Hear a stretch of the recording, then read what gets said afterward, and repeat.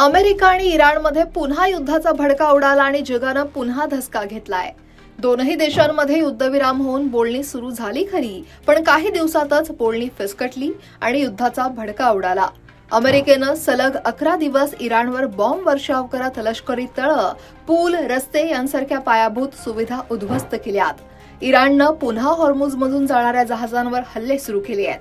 आखातातील अमेरिकेच्या तळांवर हल्ले सुरू केले आहेत. पण आता डोनाल्ड ट्रम्प यांचं टेन्शन वाढवणाऱ्या दोन गोष्टी घडल्यात. इराण सोबतचं युद्ध अमेरिकेसाठी अत्यंत महागडं ठरतंय. अमेरिकेनं या युद्धावर अब्जावधी डॉलर्स खर्च करूनही अमेरिकेच्या हाती काहीही लागलेलं नाही. याउलट 18 अमेरिकन सैनिकांचा आतापर्यंत बळी गेलाय. त्यातच अमेरिकेचे संरक्षण मंत्री पीट हेक्सेथ यांनी इराण युद्धावर आतापर्यंत 37.5 अब्ज डॉलर म्हणजेच सुमारे 3.38 लाख कोटी रुपये खर्च झाल्याची माहिती दिली. त्यातच डोनाल्ड ट्रम्प यांनी आणखी 90 अब्ज डॉलर्सच्या अतिरिक्त निधीची गरज असल्याचं म्हटलंय.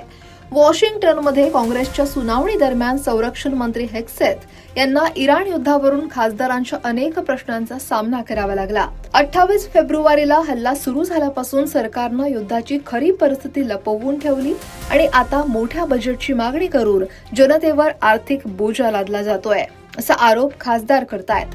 अमेरिकेत मध्यावधी निवडणुकांना अवघे 6 महिने उरले आहेत. हाऊस ऑफ रिप्रेझेंटेटिव्ह्ज आणि सिनेटमधील रिपब्लिकन पक्षाचं बहुमत इथं पणाला लागलंय. दुसरीकडे अमेरिकेत सध्या जे जनमत चाचणीमधून समोर आलंय त्याविरोधात असलेला डेमोक्रॅटिक पक्ष हा आघाडीवर आहे. त्यांनी इराण युद्धामुळे वाढलेल्या महागाईचाच प्रमुख मुद्दा लावून धरल्यानं ट्रम्प यांची चांगलीच कोंडी झाली आहे. ट्रम्प सरकारकडे या युद्धाबाबत कोणतीच रणनीती नाहीये, असा आरोप विरोधक करतायत. याच दरम्यान अतिरिक्त निधी लवकरात लवकर मंजूर न झाल्यास अमेरिकन सैन्याचं प्रशिक्षण कार्यक्रम थांबवावे लागतील, असा इशारा संरक्षण मंत्री हेक्सेथ यांनी खासदारांना दिलाय. या युद्धामुळे संरक्षण विभागाच्या $1 ट्रिलियन बजेटचं कंबरडं मोडलं गेल्याचा आरोपही आता विरोधक करतायत. आता संरक्षण मंत्री हेक्सेथ यांनी येत्या काळासाठी संरक्षणाचं बजेट वाढवून $1.5 ट्रिलियन करण्याची विनंती केली आहे. यावरून आता ट्रम्प सरकार टार्गेट होत आहे. एकीकडे देशांतर्गत अडचणी आहेत तर दुसरीकडे ज्या इस्रायलच्या नादी लागून ट्रम्प यांनी इराणवर हल्ला केला त्या इस्रायलनं आता अमेरिका आणि इराणमधील युद्धाच्या दुसऱ्या टप्प्यात दूर राहणं पसंत केलंय. यात आम्ही पडणार नाही, असं इस्रायलच्या अर्थमंत्र्यांनी स्पष्ट केलंय. सध्या अमेरिका आणि इराणमधील संघर्षात न पडणं बरं असं आम्ही ठरवलंय, अशी भूमिका ते मांडतायत.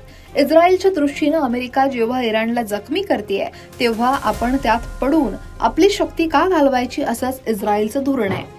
इस्रायलनं अमेरिकेला साथ दिली तर इराण समर्थक गट हे इस्रायलला टार्गेट करतील. त्यामुळे तुर्तास या आघाडीवर शांतता ठेवण्याची खेळी इस्रायलने खेळली आहे. त्यामुळे सध्या अमेरिका इराण करत असलेल्या प्रत्येक हल्ल्यामुळे अमेरिकेचं बजेट बिघडत चाललंय. दुसरीकडे पाकिस्तान हा इराण आणि अमेरिकेदरम्यान युद्धविराम घडवून आणण्याचा प्रयत्न करतोय. पण तुर्तास तरी दोनही देश ऐकण्याची मनस्थिती नाहीये. आता ट्रम्प यांना देशांतर्गत संकटातून बाहेर पडायचं असेल तर लवकरात लवकर युद्धविराम आवश्यक आहे. त्यासाठी ट्रम्प इराणच्या युरेनियम साठ्यावर हल्ला करण्याची धमकी देत आहेत का, अशी चर्चा सुरू झाली आहे. हॉर्मुझ मधील वाहतुकीवर पुन्हा परिणाम झालाय. त्यामुळे जगभरात पुन्हा इंधन टंचाईचं संकट निर्माण होण्याची भीती व्यक्त होतीये. एकूणच ट्रम्प यांनी इराणवर हल्ला करून काय साधलं, असाच प्रश्न अमेरिकेतील नागरिक सध्या विचारतायत.